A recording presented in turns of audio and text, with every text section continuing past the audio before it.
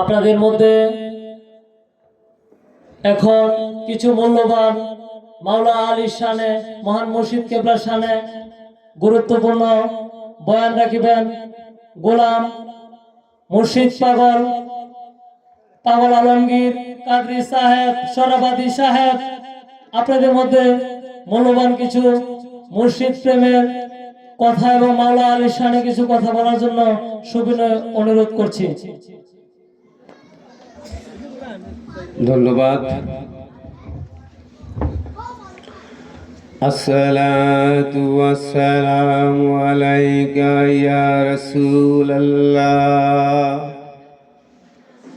আসসালাতু ওয়াসসালামু আলাইকা ইয়া হাবিবাল্লাহ।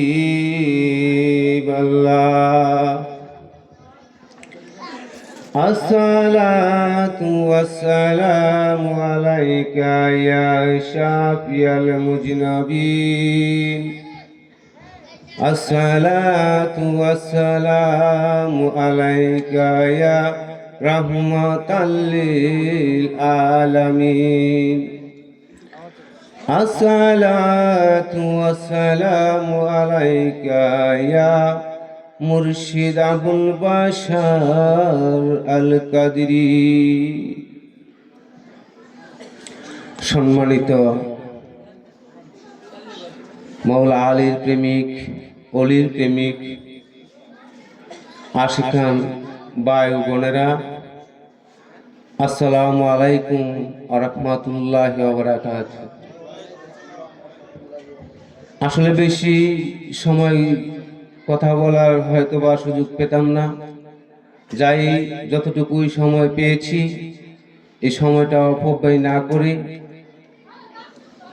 মহান মুর্শিদ কেবলার শানে মাওলা আলী আলাইহিস সালাম ওনার আগমন দিবস উপলক্ষে আজকের এই আজিমুশান মাওলা আলী কনফারেন্স এর মধ্যে আমার মহান মুর্শিদ কেবলার সুযোগ্য আওলাদে ওলি, বর্তমান গুলমদিনার সুযোগ্য গদিনিশী পীর কেবলা সাহেব উনার নির্দেশ ক্রমে আপনাদের সামনে উপস্থিত হয়েছি। তাই আজকে আমরা এখানে উপস্থিত হয়েছি ঈদ উদযাপন করার জন্য। আসলে এই কথাটা কি আপনারা সকলে কি জানেন? আজকে আমরা এখানে ঈদ উদযাপনের জন্য আমরা সকলেই একত্রিত হয়েছি। যেরকম পবিত্র কোরআনে রহমত এবং ফজলের কথা বলা হয়েছে যে আল্লাহর দেওয়া রহমত এবং ফজল তোমরা পেয়ে ঈদ উদযাপন করো, খুশি উদযাপন করো। আমরা একটি অনুষ্ঠান পালন করি 12ই রবিউল আওয়াল, দয়াল নবীজির শুভ আগমনের দিন, এবং এই আয়াতকে পরিপূর্ণ করার জন্য আজকে 13ই রজব মাওলা আলীর আগমন দিবস পালন করে এই আয়াতের পরিপূর্ণতা আমরা হাসিল করতে যাচ্ছি। আর যারা শুধু ঈদে মিলাদুন নবী উদযাপন করে মাওলা আলী আলাইহিস সালামের আগমন দিবসটি উদযাপন করে না বা তা স্মরণ করে না, তারা কোরআনের কিছু অংশ মানলো আর কিছু অংশকে বাদ দিয়ে দিল। তারা মাঝামাঝি একটা পথ অবলম্বন করলো। এই বিষয়টার উপর ভিত্তি করে সূরা নিসার 152 নম্বর আয়াতে বলছে, 150 নম্বর আয়াতে বলছে যে যারা আল্লাহ এবং আল্লাহর রাসূলকে অমান্য করে এবং পার্থক্য করতে চেষ্টা করে তারাই প্রকৃতপক্ষে কাফের। তারা কিছু অংশ মানে, কিছু অংশ বাদ দিয়ে দেয় এবং তাদের নিজেদের ইচ্ছে মতো মাঝামাঝি একটি পথ অবলম্বন করতে চায়। পবিত্র কুরআন সূরা নিসার 50 নম্বর 51 নম্বর আয়াত।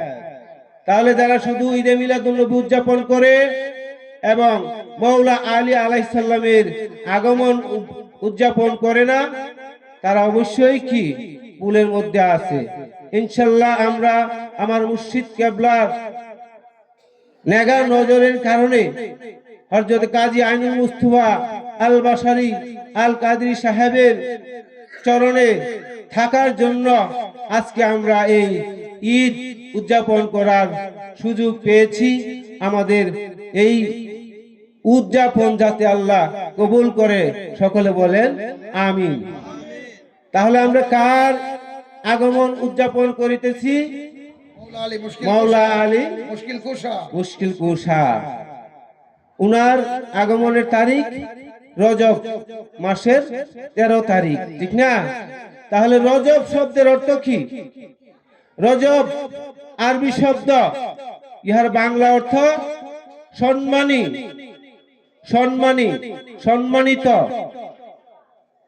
আরবি 12 মাসের একটি মাস হলো রজব মাস। আর এটা কি, এই মাসটাকে আল্লাহ বলছে এটা সম্মানী মাস। কেন সম্মানী মাস? এই মাসের 13 তারিখ মাওলা আলী আলাইহিস সালাম কোথায় তাশরিফ নিছেন, কোথায় আগমন করেছেন আপনারা কি জানেন? কোথায়? কাবা ঘরের ভিতরে আগমন করেছে। কে? মাওলা আলী আলাইহিস সালাম। উনি রজবের 13 তারিখে কাবা ঘরে আগমন করেছেন। উনার আম্মা জান যখন কাবা ঘর তাওয়াফ করার জন্য উপস্থিত হইল, ওই সময় মাওলা আলী আলাইহিস সালাম উনার আম্মা জানের ব্যথা অনুভব করতেছে। এখন তিনি বলল, আল্লাহ তুমি কি আমার সম্মান রাখবে না? এই যে সম্মান, রজব মাস সম্মানিত, আল্লাহ উনার সম্মান রেখেছে। আমি সংক্ষিপ্ত বলতেছি, সম্মান রেখেছে এবং কাবা তার দরজা না খুলে তার দেওয়ালকে ফাটিয়ে দিয়ে উনাকে এই কাবার ভিতরে যাওয়ার জন্য অনুমতি দিয়েছে। দেওয়ার পর কি হলো? দেওয়ার পর মাওলা আলী আলাইহিস সালাম এই কাবা শরীফের ভিতরে আগমন করেছে। দরজা তো বন্ধ, যাওয়ার সাথে সাথে দরজা বন্ধ, সবকিছুই বন্ধ। এটাতে শুধু একমাত্র আছে কে? মাওলা আলী আলাইহিস সালামের আম্মা জান, হ্যাঁ, ফাতেমা বিনতে আসাদ। উনি শুধু একা, কোনো দায় নাই। কোনো দায় আছে? অন্য কোনো মানুষ আছে? যেমন আমার রাসূল পাক সাল্লাল্লাহু আলাইহি ওয়াসাল্লাম যখন দুনিয়াতে আগমন করেছে, জান্নাত থেকে কে এসেছিল? হাজেরা, আসিয়া, মরিয়ম, মা হাওয়া এবং কি উনারে ফুফু ওই সময় ঘরে উপস্থিত ছিল। তারা দেখেছে সকল কিছু। কিন্তু আমার প্রশ্ন আপনাদের কাছে, যে মাওলা আলী আলাইহিস সালাম যখন কাবা শরীফে তাশরিফ নিয়েছে, কে দেখেছে? কে দেখেছে যে উনি মা ফাতেমা বিনতে আসাদের গর্ভ থেকে উনি দুনিয়াতে আগমন করেছে? কে দেখেছে? আমি জগৎবাসীর কাছে জানতে চাই, আমি জগৎবাসীর কাছ থেকে জানতে চাই, কে দেখেছে উনি কিভাবে এসেছে? কেউ দেখে নাই, কোনো সাক্ষী নাই। যাক, আসলো, তার ইচ্ছা মতো তার ঘরে সে আগমন করেছে। যার ঘরে সেই কি আগমন করে। আপনার ঘরে আমার আগমন হয় নাই, আমার বাপের ঘরে আমি আগমন করেছি, আমার বাপের ঘরে আমি জন্ম নিয়েছি। তাহলে আরো শর্ট করতে হবে, সময় কম। এখন উনি আগমন করার পর 3 দিন যাবত, 3 দিন হয়ে গেছে, দরজা খুলে না, দরজা খুলে না। তাহলে এই 3 দিন দরজা খোলার জন্য অনেক চেষ্টা করেছে, অনেক লোকেরা ওই কাবা ঘরে চতুর্দিকে তওয়াফ করতেছে দরজা খোলার জন্য। বুঝতেছেন আমার কথা? মাওলা আলী আলাইহিস সালাম যখন কাবা ঘরে উপস্থিত, তখন দরজা খোলার উসিলাতে অনেক মানুষ এই কাবা ঘরের মধ্যে তওয়াফ করতেছে। ভিতরে কেডা?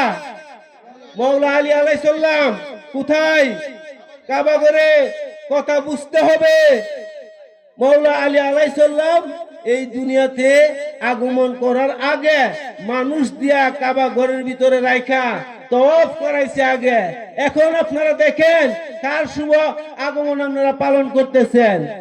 আল্লাহ নিজে তাকে তওয়াফ করাইছে আগে মানুষ দিয়া কাবার ভিতরে চতুর্দিকে 3 দিন পরা মাওলা আলী আলাইহিস সালাম আগমনের পর মানুষ কি করছে দরজা খোলার উসিলা করে এই যে ঘুরতাছে তাদের সাথে হাজার হাজার লক্ষ লক্ষ ফেরেশতারা ওই দিন 3 দিন পর্যন্ত তারা ওই মাওলা আলীকে তওয়াফ করেছে কাবার ভিতরে। কথা কি সত্য না মিথ্যা? 3 দিন পর আমরা রাসূল পাক সাল্লাল্লাহু আলাইহি সাল্লাম দরজা খুলে কাবা শরীফের ভিতরে গেছে। এখন এই ঘরটা কি? ঠিক না? মাওলা আলীর জন্য এটা কি ঘর? মহিলারা বুঝবো আসলে কি ঘর। হ্যাঁ, সড়ি ঘর। ঠিক না বেটি? মাওলা আলীর জন্য এটা কি ঘর? সড়ি ঘর।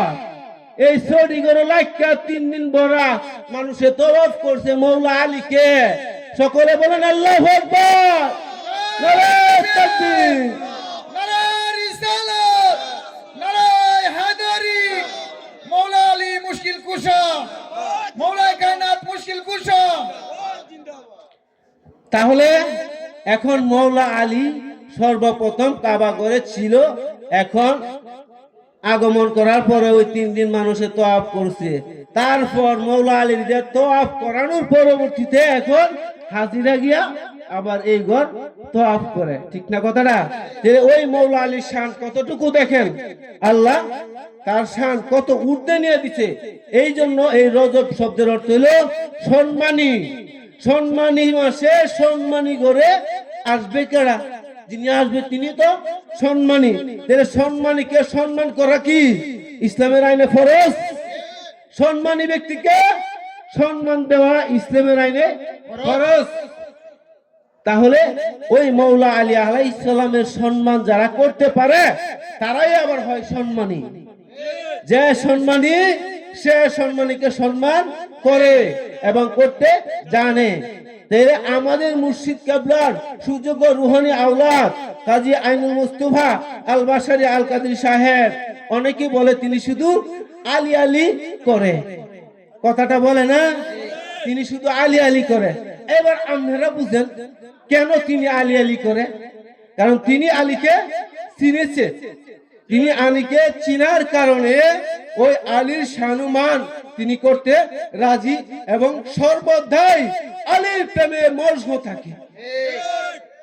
এক মুহূর্তের জন্য আলী শূন্য হয় না।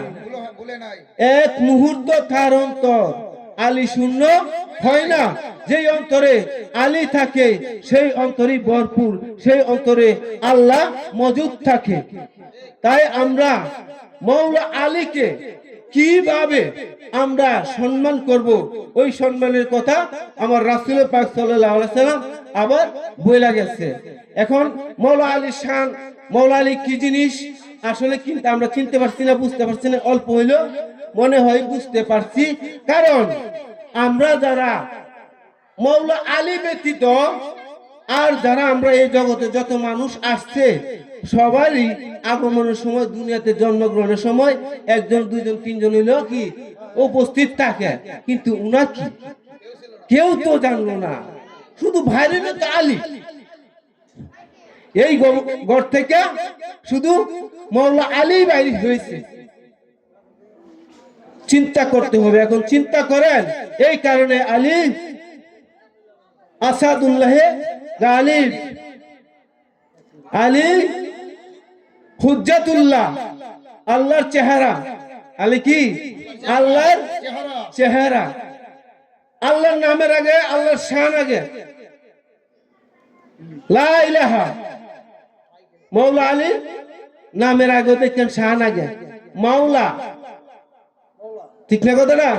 লক্ষ্য করে বুঝতে হবে মাওলা আলী কে এবং কি, কে এবং কি। এখন খেয়াল করতে হবে। আমরা যদি আরো মনোযোগ সহকারে শুনি আরো ক্লিয়ার আমরা বুঝতে পারবো যে মাওলা আলী কে এবং কি। একমাত্র তওয়াফের প্রথম মাওলা আলীকে দিয়ে আল্লাহ করাইছে। যেটা আল্লাহর ঘর, ঠিক না কথাটা? যেটা আল্লাহর ঘর ওইখানে আল্লাহু আকবার, ইয়া রাসূলুল্লাহ, শুভেচ্ছা স্বাগতম, শুভেচ্ছা স্বাগতম, আল্লাহু আকবার, ইয়া রাসূলুল্লাহ, ইয়া মাওলানা আলী, ইয়া মাওলানা আলী, শুভেচ্ছা স্বাগতম, শুভেচ্ছা স্বাগতম, শুভেচ্ছা স্বাগতম।